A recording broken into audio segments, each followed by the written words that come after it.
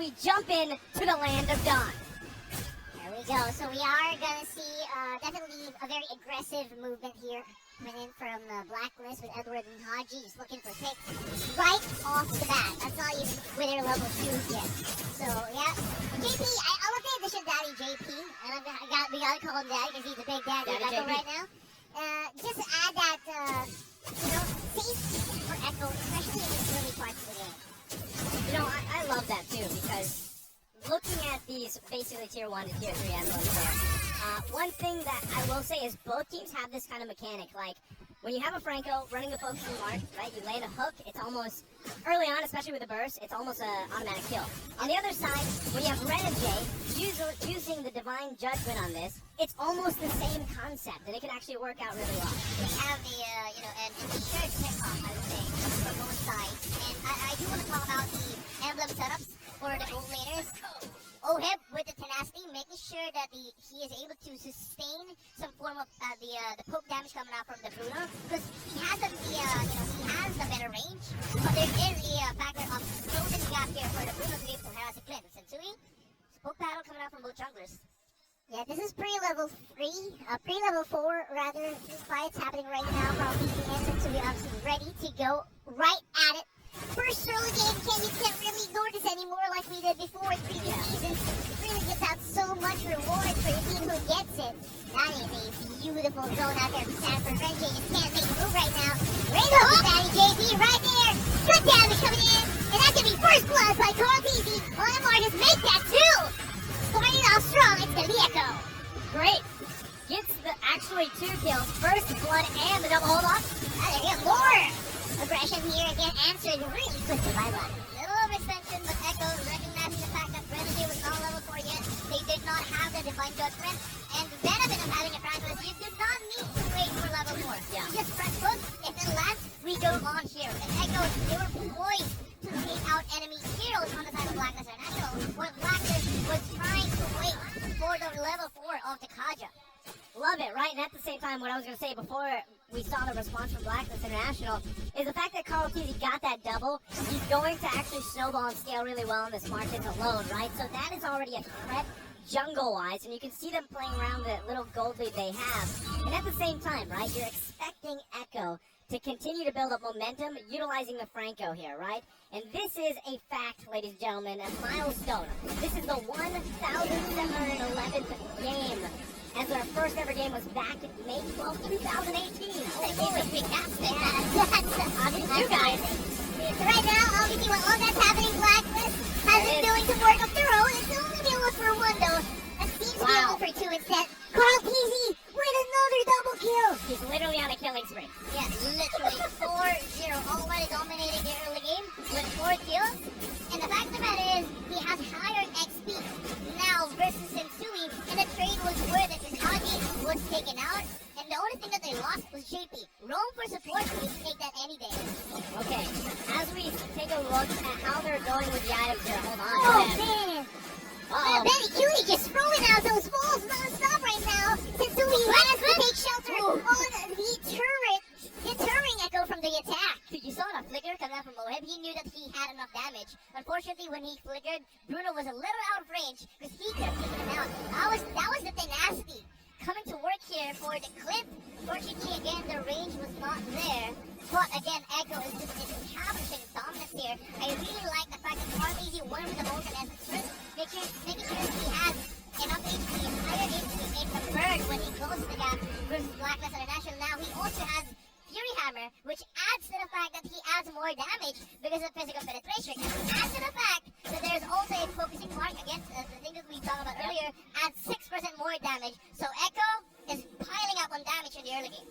Okay, so as we're at this point now, you've got 2 turtles taken care of. It's in the hands of Echo. They're clearly snowballing right now in this part of the game. Blacklisht International, on the other hand, like where is their saving grace here to transition into that mid-game better? It's all about pickups, man. Yeah. Seems to be so reliant on pickups, and that's probably the reason why Haji has been really determined to go with whoever has the highest damage at the specific point of the game. Yeah. Be it D-Joy or be it right now, seems to be Oheb. Let's see, you're right. Is it a rush blade armor from Sensui? That was a blade offer coming up from the Basha.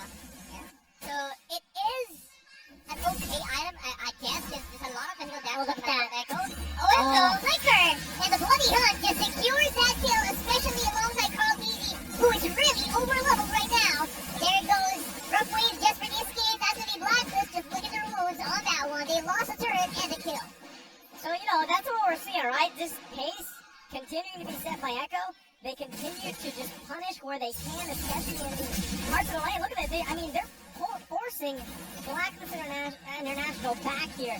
Asset 01. They have nowhere to go. They're just sticking themselves under these towers and Sensui just falling once more to the hooks. So if you ever wonder why Bruno is viable now in the meta, that's how you are able to play with the Bruno. Get a small advantage on gold lane. Make sure your teammates just try and get some pickoffs near your tower. Get the tower, get out of the lane, go to mid lane, take the tower, and suddenly you find yourselves up by 6k gold. Yeah, I love that too, because if I remember right, his first item lock did was Oscar, right? Yeah. That way, then he went Berserker's Fury. So at this point, like, he's already got plenty of damage, especially the way that Bruno just kind of works with his kit here. So now, third turtle for the taking. Echo clearly should be able to grab this, no problem. And also, a little trivia here, 7 players who are playing right now have already been recognized as MVP. Adio, Heb, Edward, Carl, Keezy, Benny, Cutie. Yes, there you go. That's the next turtle. Clean sweep here for Echo in the turtle department. They're looking to make the momentum. Oh man, I don't even think even Sensui can sustain this kind of damage coming in right now from Echo. It's a 5-man rotation on the top side, and he's only going to be answered on the bottom side with 1 turret as well. Yeah, again, Bruno thinks, destroys He doesn't even have any kills. He's This is just, ultimate bonding Echo. hey, he's taking them worldwide.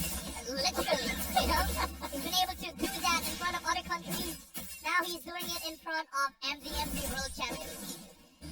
And the continued onslaught right now, really. I mean, 6,000 gold here in the first game between Echo and Blacklisht International. You are wondering exactly when will Blacklisht International step up here to get a pickoff. And I think they just need more time, too, or even for Haji, right? Yeah. On this Kadita pick.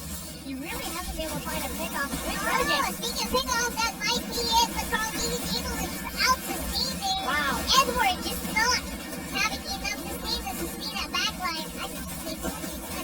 And I believe that at these points of the game, it's just, if you can't destroy or you can't take down a Marcus with all of your ults thrown out, that's a problem. That's a problem. Yeah. I kind of get you.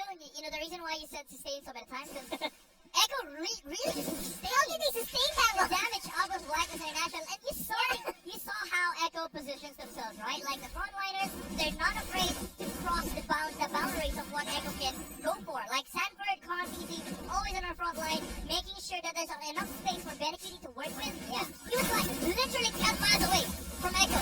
And when Blacklisht International committed with Renegade and Haji, that was the go signal for Benecutie. Okay, guys, so I'll start hitting them. My biggest thing here, too, is obviously Oheb needs a little bit more time. He's got 2 pretty much items that he needs, right?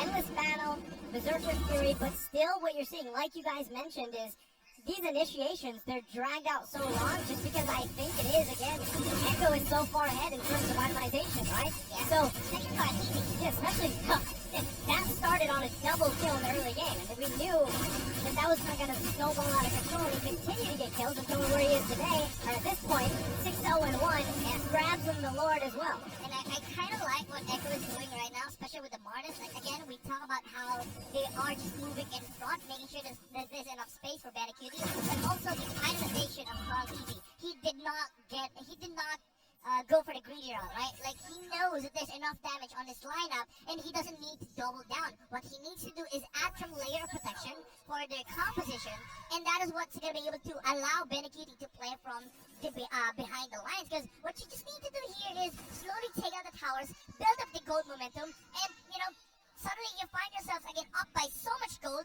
and Blacklisht International, they just lack damage. Yeah, the funny thing is, Carl Keezy doesn't even need to build damage. He's just got so much damage because of his level advantage. Yeah. Right? The base stats of his skills are just driving through Blacklisht. Decimate is scary.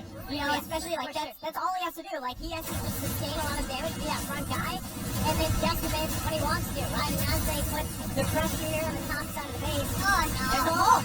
They find him. They find one. That's Sanford going down. 4v5 right now, and the defense is happening right now for Blacklisht. At least they're going to have enough to at least clear these flames. But look, the damage is still there. The turret's going to fall. That is definitely pressure. One frontliner down for Echo. But I do feel like that was not the target that you wanted for Blacklisht International. Valentina could have been more appropriate for them to catch. But you catching the Paquito does not stop Echo from what they want to do. Yeah, even if you get one at this point, it is a step, I would say, in the right direction, but you need a lot of steps. Man. You almost are to the point where you need to make leaps and bounds, right? We're talking about, 9,000 gold difference yearly here. Now, what would be great for Blacklisht International is if they find a pickoff before the next Lord, maybe two. Maybe they can find two. Allow Oheb to get the items he needs, and then you see some interaction between those team fights or those objective fights happen for them. But, before we even got to this game, Midnight, you were saying, how do you even get past this wall into basically High Noon Town? Because, you have a great front line for Blacklisht International. So far, Echo's completely solved that. One thing that they need to also solve is the mobility coming out from Echo. Hold that. Here it is. JP! It's JP! That point and click bloody hunt. Not even Edward's Joy can sustain that one. Sure. Okay, a lot of problems are happening now with Blacklisht International. Number one, they're not the ones starting the skirmishes in the team fights. Number two, they cannot literally find Benecutie. Number three, they lack the damage against the frontliners of Echo, and add salt to the injury because Benecutie just picked up the rose gold feature. Yeah, that's, and like I said, it's funny because Benecutie necessarily doesn't have any kills. And he doesn't have any death, right? But the damage that he's actually able to put out is great, not to mention utilizing the ultimate there. But so far, it's just the damage from Sanford, Sanji's doing a great job. Like, there's so much bases to cover here if you're Blacklisht International that it's really, you're just kind of catching your breath in a lot of these team fights, a lot of these skirmishes. And you have nothing that you can really do except respond to getting flickered on by JP. One thing's for sure, you're seeing the reason why Franco really is getting picked up by, especially by teams like Echo, who are very aggressive. Yeah. It rewards aggressive. Right? That's a dead bird. That's a dead bird. Ready, Jay, you gotta make a run for it, man. He's still going. He's hunting. He It's hunting season. It's open hunting season right now for the bird named Kaja. As Echo, they're looking for it. They know the DP's happening. Zapper's gonna find it. No! Wrong push! It's the wrong push! The bird lives The bird lives! to fly another day. Renegade man. Always does not fail to deliver. But he makes impossible situations possible. I don't know how. The hitman knows how to avoid when he's the one who has a hit on him. That's true. And as great as that was, they're still 10K behind. Small thing. Small thing. But, they do add up. Small things. I said they gotta take leaps and bounds. Oh, beautiful hold up right now. I guess it's Dewey. Are you going to be taking the last on as well? I don't think so. But the Lord has